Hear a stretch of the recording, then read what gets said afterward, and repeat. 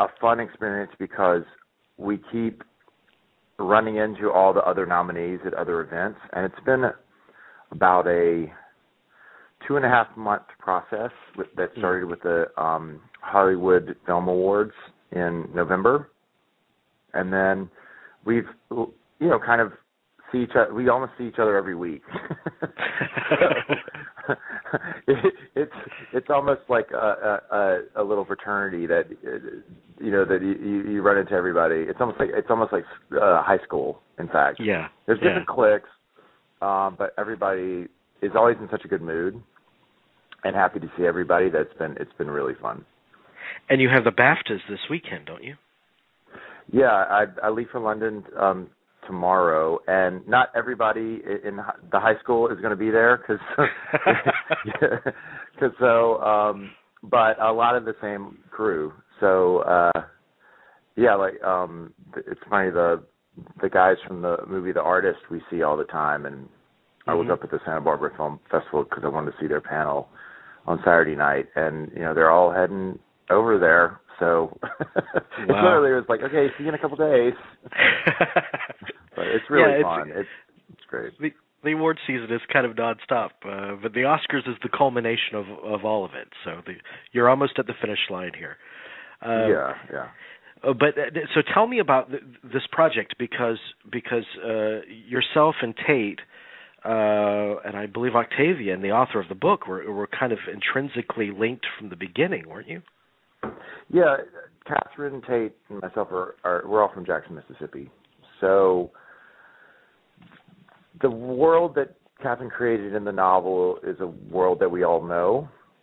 So it was kind of a natural fit when Tate read the novel, or the manuscript, and wanted to make the movie. And Catherine approached him and said, if this ever gets published and we can make it into a movie, I'd love for you to direct it. So she put that kind of in Tate's ear, and then when he read the book and loved it, then he gave it to me and said, this is a movie I'm dying to make. And so what we want to do is we want to make sure that Tate adapted a screenplay that was a fantastic read, and he really did that. I mean, he adapted a 450-page book into a 150-page screenplay, which is long for most screenplays, but he wanted to encapsulate all the stories that were in the book because he knew that the readers were going to be so rabid about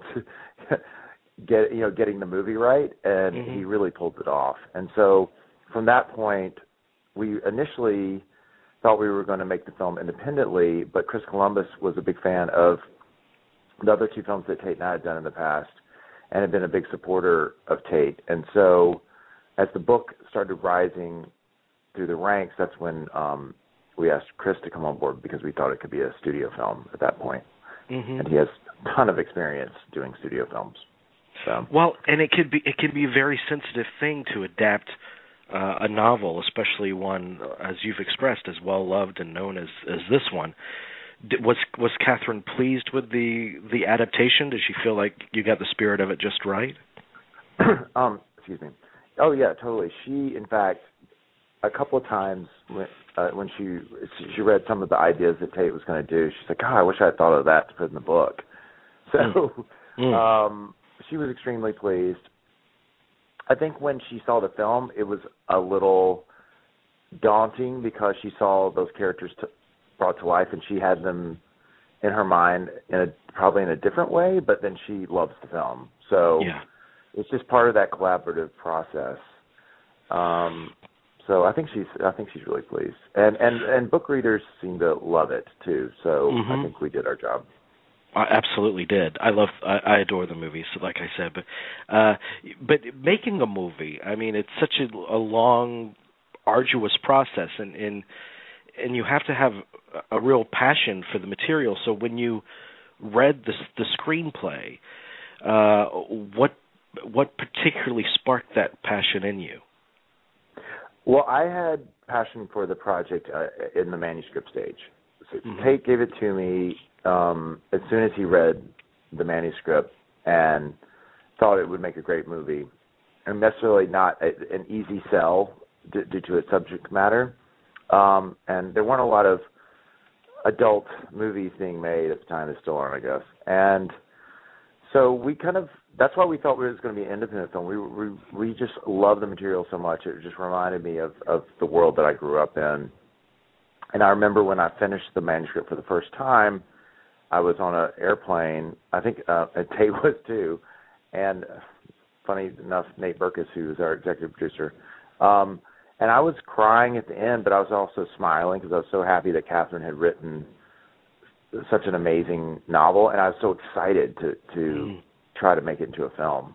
So from that point on, we knew we had to get it made. We just had no idea that we were going to get to make it for the budget level, and that ended up being so. It was great. Did it, once you brought on a studio, once the book became popular and the studio came in, did you feel like it became a different creature, or did you feel like you were able to maintain the kind of integrity that you set out to begin with?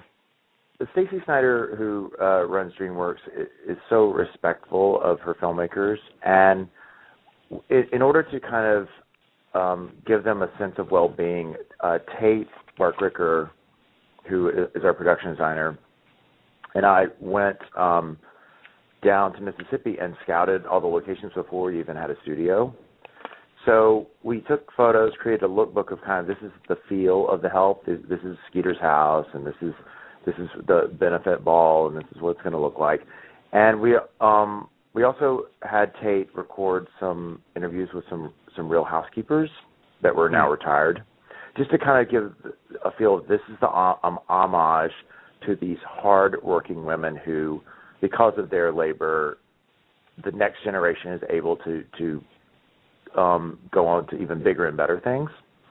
And so we walked into DreamWorks with those in hand, and they really got a sense that Tate knew how to tell the story, and because it's a world that we grew up in.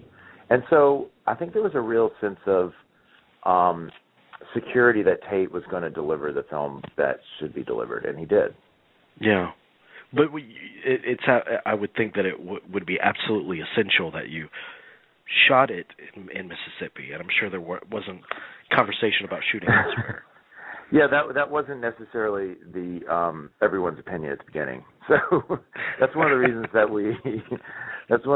we went ahead of time and scouted and shot the potential locations, most of which we ended up using. And also the Mississippi Film Office was extremely helpful in closing the gap between Louisiana and Mississippi for the rebate. So they got us a grant with the Mississippi Development Authority because we were shooting in a very economically depressed area. And so that really helped us kind of show that Mississippi is going to be the place to shoot it, and they're going to step up to the plate and really give us the best bang for the buck. And quite frankly, Louisiana and Mississippi are completely different culturally.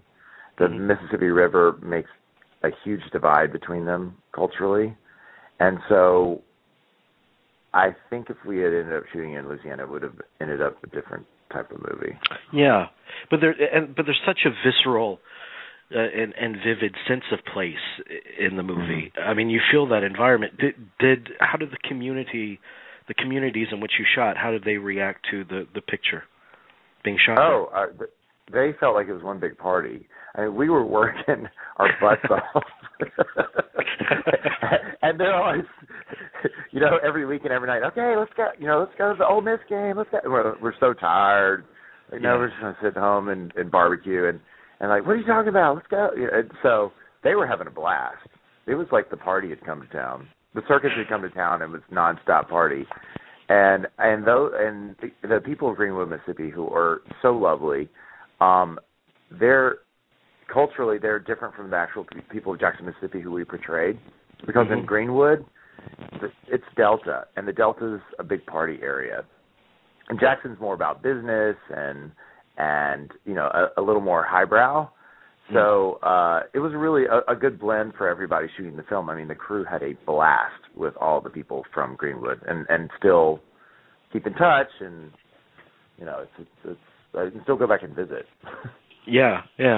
Well, as a producer, I mean, you're shepherding the project together and trying to maintain the original vision you had for it, you and your writer director Tate Taylor. But how much of producing do you feel is kind of devoted to finding creative compromises?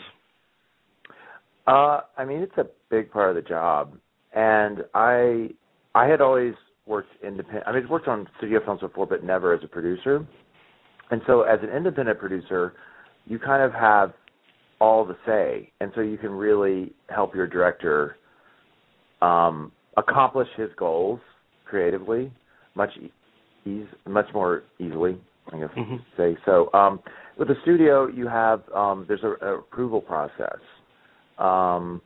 which they want to make sure that everything kind of matches with what is in their head, and so it is a balancing act. But the good thing is that because I was from Jackson, Mississippi also, I kind of knew exactly what Tate wanted as far as, hair, makeup, costumes, props, etc. So there was a little bit more shorthand, and I could kind of save Tate a lot of hassle, because he's asked thousands of questions a day, and it's just exhausting for the director. And so what was great is that because I was from there also, I kind of knew things that I knew he'd hate, because they weren't authentic to that sense of place. And so it was really fun for me to be able to help him reach his goals and actually make the film he wanted to make. So it's an unexpected fun part of producing. And that I love. Well, and your cast in the film is just phenomenal, and both as individual performers, but they work well together. I mean, it's a heck of an ensemble project. Was that a difficult process, finding the right actors for each particular role and having them work well together? Some of the casting process was a little difficult because we had so many great people to choose from, quite frankly. Yeah. And our casting director was my first boss in film, Kerry Barden, who he's amazing. He cast Winter's Bone, which is a good example of how someone can go into a location and find local actors that accentuate the authenticity of the film. And so Kerry was a perfect choice to bring onto The Help, because he's Southern, and he brought in some amazing actresses that initially we thought weren't necessarily right for the film, but he knew that they could deliver. And one of those people was Jessica Chastain, who we had never heard of. He had just cast her in a film called Texas Killing Fields. And initially when she came in to read, she just didn't look physically right for the role of Celia. And so in your head, you're like, okay, no, that's not going to work. But then when she actually starts saying the words and becoming that character almost instantly in a read, it's a thrilling experience to find that right person for the right role. And that happened multiple times for us on the film. And so, the women all